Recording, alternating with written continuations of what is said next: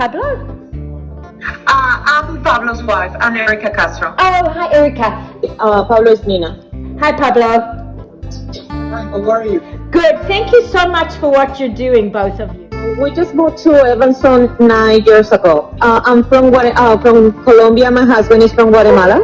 We just moved to Evanston because we saw that Evanston has really good programs and the schools are really good. You're from Chicago.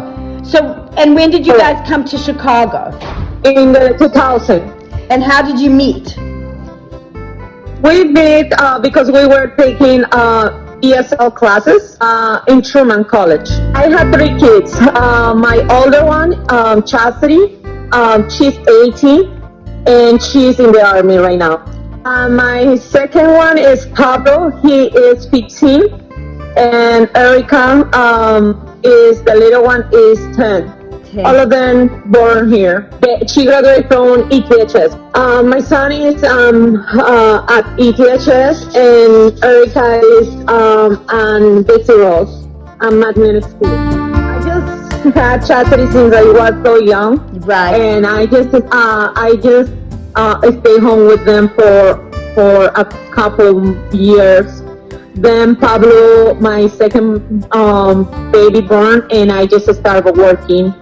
That way, Pablo and I, in that time, we have really, kind of bad jobs, and we both had to work to just be able to just bring food and pay the rents and bills, because for just one of each one, it wasn't not enough. How old were you when you got married? I was 16, almost 17. Pablo was 8 years older than me. My first job was in a gift shop, where people buy roses and this kind of stuff. Then most of the time I was working in supermarkets. When I had my last one baby, I went to the school and I finished my GED, and I finished and I just they gave me a scholarship, and also I went to college to study for early childhood education. And my husband, he was studying in Guatemala for lawyer, to be a lawyer. Yeah. And yeah, I think I couldn't finish my career because, things were a little bit harder. I had to leave the school because we didn't have enough money to just keep going to school, and that is why I couldn't continue with my career. And did Pablo become a lawyer? No, he didn't. He didn't finish his career when he was in Guatemala. Why did both of you come to the States? Oh, my father, he just passed away when I was 12. When my father passed away, it was really hard time for us. We didn't have even enough money to eat. Pablo, did he have the same experience struggling to put bread on the table? Yes, he started working since he was 10, 12. Everything in our countries is a little bit different like here. And we see opportunity here to grow, So your families are still there? The only 2 persons that are in Colombia is my mom and my brother. My sister is in Canada with my other brother. How did you start your restaurant? Our restaurant was started because in almost a year ago, it was in March, when I was working in Northwestern University, and I just get hurt because I was in the residential service. And they were putting me to do so much work, and I just get hurt, and I couldn't keep doing what they want me to do. I just made the decision to not just keep working there because I was really sick. They say that it will be nothing so hard, and then when I start, they put me to just do 20 buildings on the weekends, just by people doing it, and it was too much. I had to just go into every building to just take the trash and put cleaning some toilets. There were a building that it has around 100. Just one building, then it has 100 bathrooms. You can imagine how was my back when I just came back home. I was really sick during almost one month. Wow. And I couldn't even walk. That is what I just told Pablo. I couldn't keep doing this. And what was Pablo doing while you were doing that? Okay, he was in a company for almost more than 16 years. So I was working in a service yard company. They do titanium racks for anodizing process. I start tell the owner, you know what? This doesn't work. And in the end, so they say, okay, you know what? You can work here. You fight. Actually, we lost our jobs at the same time 1 year ago. So when I started looking the jobs, you know, on Craigslist to send my resume, for some reason I see the place was for sale, you know, and I opened the ad, and I see that the place was here in Evanston, and it's Gyros 20. I showed to my wife, and I say, you know what do you think about it? You know, just do it our business, you know, own business. And this is the story. We lost the job at the same time, and we start this business maybe 1 month after that. Did you both have any experience with restaurants or cooking? Well, you know, I work for Buffalo Joe's. I work in McDonald's before. And also my wife, she works in McDonald's sometimes too. But always I love to cook. So all the time the kids told me, Daddy, why you don't do your business, do your own restaurant, you know? They love my food. They love my barbecue. Well, the things happen for some. We never know what happens. You know, we lose the jobs and with some savings, and we start the business. And how has the experience been? Hard. So hard. I think in the beginning, when we just purchased the restaurant, you know, you are excited. You think that everything will be so nice, and you are just, you know, excited. And when you just buy a restaurant in front of the high school, one of the biggest high school around, you feel like, oh, this is the place. But the thing is that when we just got the restaurant, we didn't change the name. And we find out later that the restaurant has a really bad reputation because the previous owner, he didn't take the care that supposed to take to the restaurant. And you know, the food was really bad. The restaurant was not in a good shape.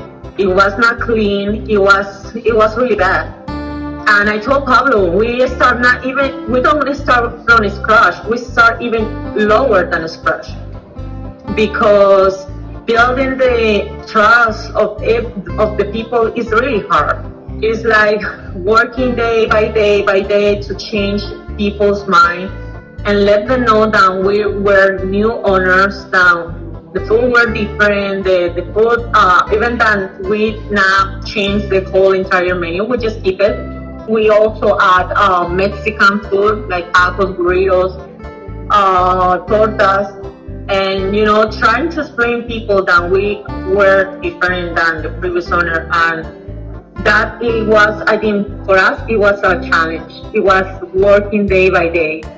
One of the reasons for why my daughter, she just left, it was because, of course, she was commanded to just go to the army, but also because she knew that we were not able to pay her career, you know. And this whole year, it was really hard for us. It was tough. Every day we just wake up and think everything will be better, and everything will be better, but to be honest, this way it worked really hard. So you've been open for a year and now this has happened. We didn't even expect this from 1 year that we started, and now we see what is happening. But even with this, what is happening right now, I just told Pablo, and we were talking about how to help our community, because we come from a countries that we know how difficult it is for people to just get food to their tables. We know it. That happened to us when we just came, and I know how it is. We know how it is, and it's so difficult when you don't know places or where you need to just go and find some help. We are also Latinx, okay? We are very, very involved in our church. Yes. We know the community pretty well, and Pablo and I, we are in so many different ministers in our church. We are also helping to just get I think when they have events, or to just make, then they just want to raise money for charity and this kind of stuff. We always help in the church. And that is why we know what is happening around Evanston. We know what is happening in our community. We are that kind of people that always think that it's not just us, it's not just our family. There are more people around that are even worse than us. And that is why we just make the decision we just say, okay, this is the time. Even when we are not having enough money for us, we just make the decision, you know what, maybe we don't have enough, but there are people that are even worse. I'm the person that take the calls. And you don't know how many people call us in tears. You know, we say this. Maybe we, in the end of this, maybe we lose the restaurant. We don't know. Mm-hmm. But if we lose, we need to do something good for our community. We believe in God, and we believe. So if we do something good happens to us too. We are talking today. I don't know if you saw the news, and they will now reopen the schools. Yeah. That means that we will not have the 50% income that it comes from the high school class, the 20% that it comes from the YOU and the city people. That means that we are. I told Pablo today we were thinking, what we will do, and we are like, that is what my husband said a few seconds ago. We don't know what will happen to us. Is we will continue with the restaurant, or maybe we will be closed because we don't have any chance. Another thing that is affecting us is that people are placing orders by Grubhub, Postmates, and they are killing us because they charge people 30%, 25% plus free delivery. You can imagine how much it keeps us, how much we keep it. It's not enough. And the prices are getting higher and higher. Food is getting so expensive. And we are just, I don't know, it's like, I don't know how to explain it. It's like hopeless in some point.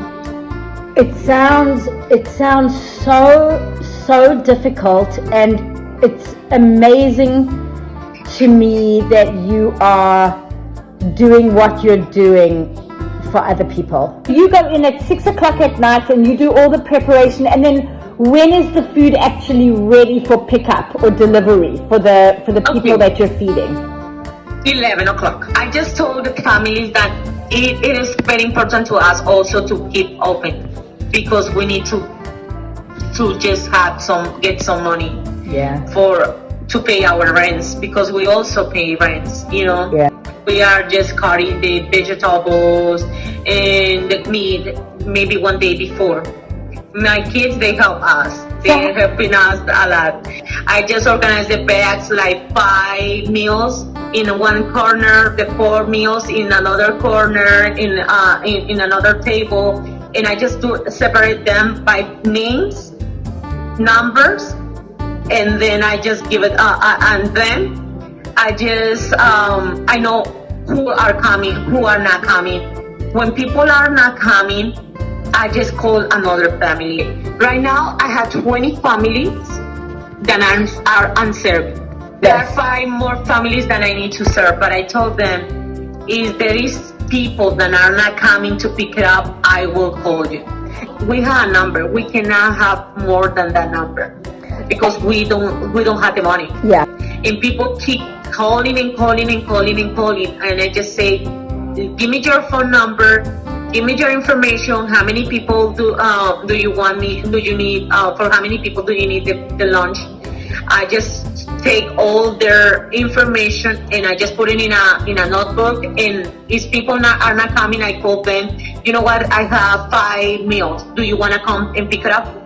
And they just come.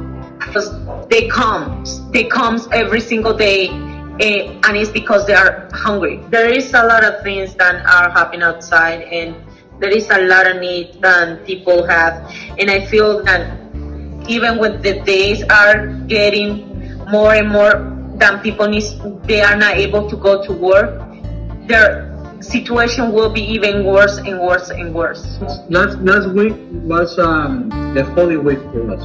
We are Catholics, we are Christians. So, I don't know if you're familiar with Chef Q. Okay, she comes to the restaurant and talks to us, and she presents herself and say, you know what, I'm Chef Q, blah, blah, blah. She was very nice, you know. And we start talking to her about our community, what the struggle the community is passing now, you know. Because they are behind for many reasons, you know, the language, The technology, they don't know how to use the computer, they don't know how to use sometimes the phones. And the immigration status also, they don't have the chance to go any government office, so, you know, they're losing their jobs now. We know cases that, you know, mom and dad don't have any income for weeks. We know cases, many, here in Evanston, just here in Evanston, many cases. And the people don't know because, you know, like Hispanic community are like on are afraid on the shadows, you know. It's very hard. Well, you know, Chef Q was here, we was talking about.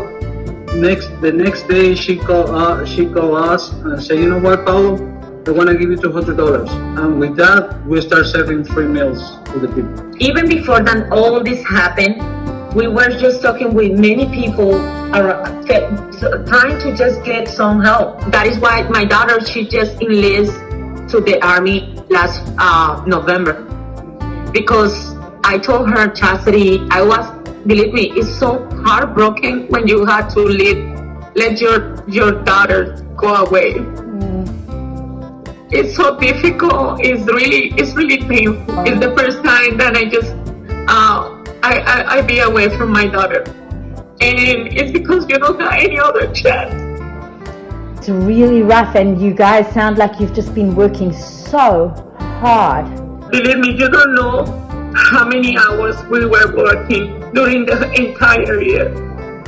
It's almost 16 hours. Who's with your kids at home to do the schooling, the homeschooling? Okay, they come here before of this. They came and they stay with us, helping us, and because this is a family business, you know, helping us. And my son is helping Erika with her homework. We'll also be here around her, you know, trying to be with them. Right. After school, you know, the high school is across the street. You know, it was pretty easy for them to just come to the restaurant after school. Right. Now that there's no school, are they in the restaurant with you and they're on their computers learning? Correct. They are doing the computer learning, and they are also helping us. And we are teaching them how important, because they say, Mom, what this food is, why we are making so much food? And like it's because we need to help. And they are helping us supporting, because it's not just, believe me, it's not just making in the morning, it's the whole entire day. The Pablo's hams are killing him. Do people come to pick up their food from the restaurant, or do you go and deliver it to everybody? Okay, in the beginning, we just thought that it was better to just deliver the meals to the people. We didn't have enough people to help us. And it was just by myself and maybe one more person. You can imagine 25 families. Yeah. And I explained to them, I call people and I say, you know what, is you can just come to the restaurant and trying to just come. I really appreciate it, because it's not just, it was too much. And people are coming. Most of the people, for example, all the people that I had in the list, they come every single day. Yes, and we are still having waiting lists. But right now what we are doing is even taking money from our savings. We didn't even pay my bills. The bills from the restaurant, we didn't pay it yet because we had to use even our savings, the little our savings that we had to just trying to just feed people. We knew that it will be challenged. We knew that we need support from other people. Is we to be able to do it. And we were just, doing our jobs, and this when this lady came, that is Chef Q, she just came to buy something to eat. And when she came and she just introduced herself, she say, and after she paid and she just ordered something, and then she just stay a little bit and she started talking about her own story, how she were helping people around in the community, in the Evanston community. But I told her, I just see that the Latino community, there is nobody helping the community, the Latino community yet. But I don't know how to get the support and help that we need to do this. And she just explained to me that there is, then the first thing is making a GoFundMe. And she just gave us the 200, and she said, I know it's not enough, it's not, but it's something. I told Pablo, I feel that God is always guiding us in every single step that we are making. And I feel that was like when God said, you know what, this is the time, this is the moment, and you have to do it. And we just make the decision that even though that we are having a lot of struggles, it doesn't matter. We will not be able to do it. At least we try, and that is something that I just want to keep in my heart. What money were you using to buy all this food for all these families? Since we start giving the food, we are using our money. And then she gave you the 200, and then you started the GoFundMe. And now you've got some money from the Evanston Community Foundation. Do you need people to help you with getting the food done and making deliveries, or is it mostly money that you need?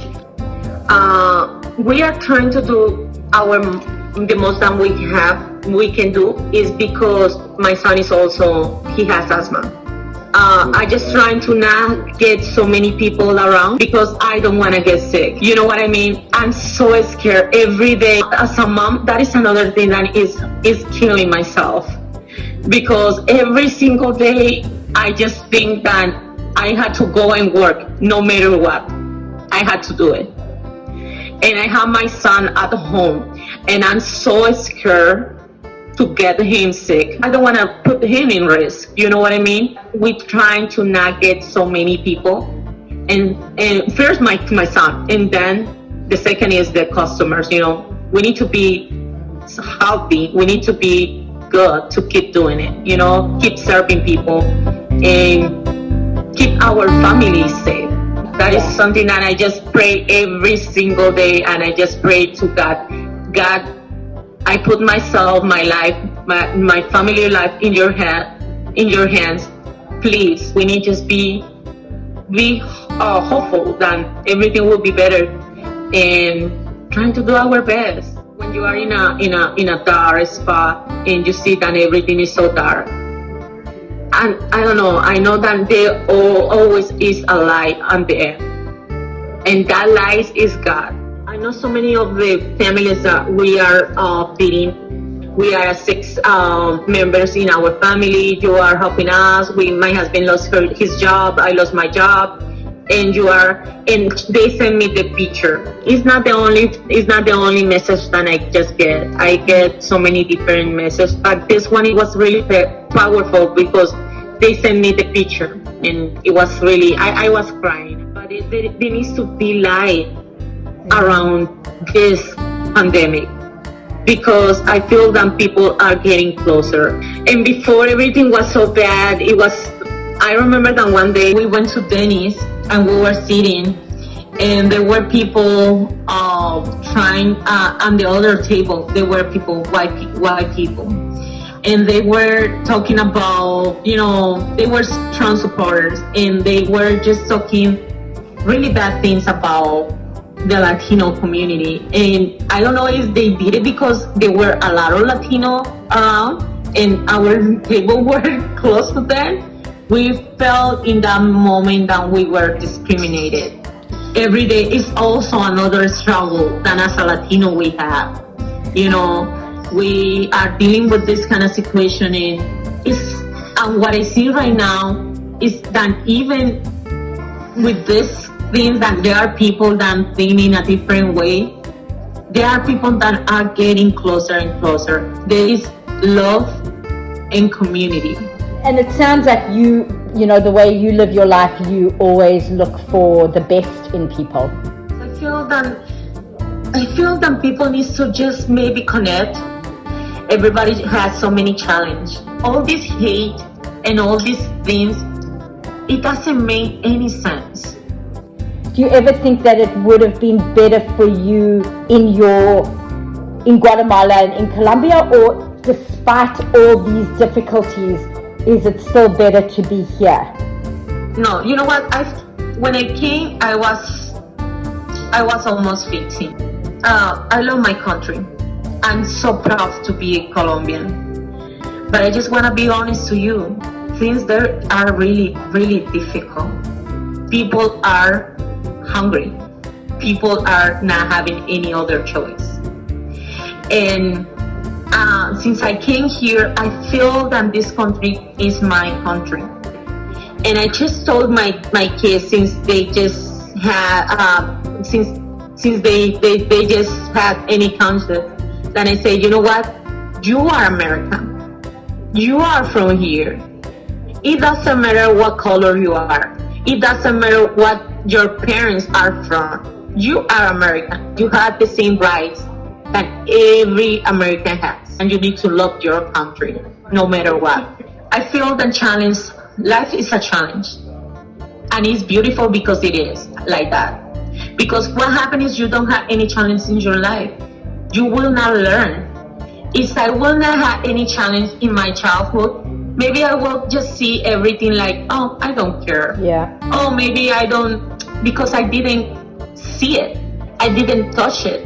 I didn't live it. I remember that even when the beginning it was so difficult. You can imagine how difficult it was when working with your husband 24/7 is challenge. It's like, and my husband and I, we are completely different. He's the kind of person that he's really responsible. I am, but he's more. He's very disciplined. And he is like the kind of person that wants everything perfect. We had to just get together and just trying to just understand each other and trying to just get a better relationship, because it's our future. And I'm so proud of him. I always be proud of my husband.